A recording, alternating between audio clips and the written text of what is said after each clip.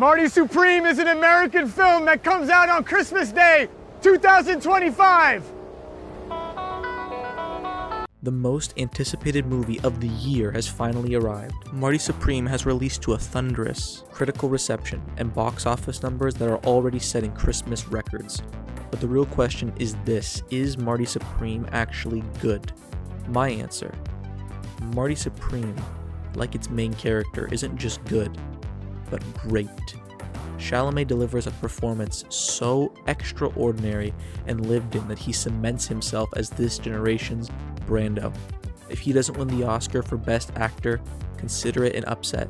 The confidence, cockiness, egoism, arrogance, and supreme self-belief are all played with such nuance and understanding that one can't help but root for someone who consistently makes the ballsiest and riskiest move on the table at all times. From more than just a performance standpoint, Chalamet has spoken extensively about the physical preparation he underwent to convincingly portray ping pong on screen, training for close to 6 years.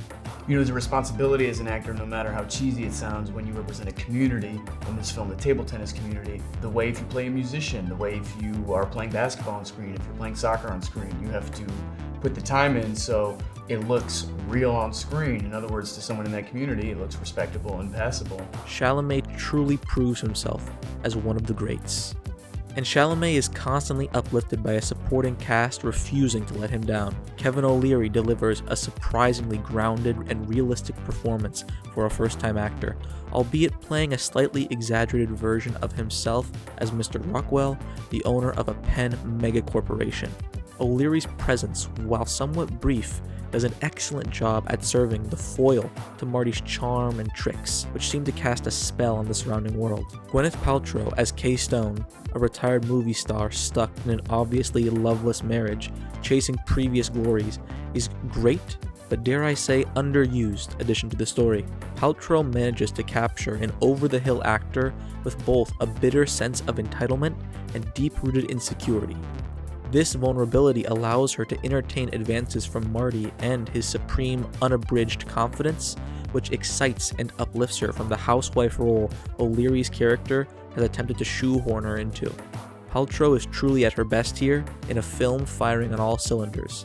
Seeing her even more often would have been a welcome treat. Odessa Azion, as Rachel, Marty's primary love interest, plays the unhealthy, self-harming obsession with Marty with such likability, compassion, and tenderness that one is constantly caught between guilt and empathy for her.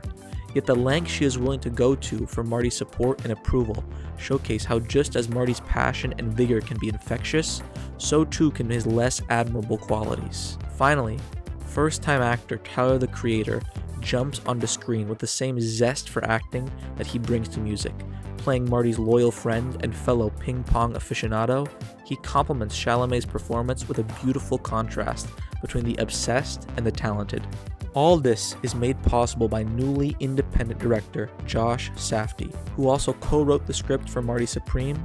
Safdie takes the Uncut Gems comparisons to the next level by incorporating 80s techno sound effects and remixed classics to maximize the anxiety and tension held by the film's tense and often competitive ping pong matchups. Safdie is at his A-game on all fronts, even against criticisms about plot structure, location hopping, gimmick casting, and Marty's likability as a character. However, by incorporating a plot structure that jumps from location to location, Safdie tremendously aids the anxiety-stricken and reckless nature he is aiming for.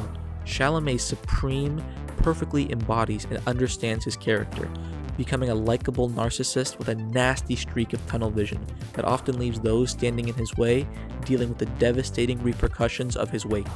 Dismissing Marty as simply unlikable is both incorrect and reductive. It ignores a fundamental truth about countless cinematic protagonists. A character doesn't have to be likable to be hyper interesting, which is a trait that Marty cannot be denied. Furthermore, by casting a well-known hyper-capitalist in O'Leary, Safdie perfectly accomplishes the goal of portraying an uber-realistic movie environment and the gatekeepers standing in the way. Finally, the cinematography captures ping pong in a way that makes every shot and every rally more exciting than the last. Chalamet further showcases his dedication, hard work, and pursuit of greatness in the craft by performing all his own stunts, refusing stunt doubles, and playing ping pong in every scene depicted on screen, even those with a CGI element. Marty Supreme is a movie for the dreamer, the unrealistically and inexplicably self-confident individual. Marty Supreme is for everyone willing to sacrifice a lifetime of the mundane for a fleeting but everlasting moment of glory.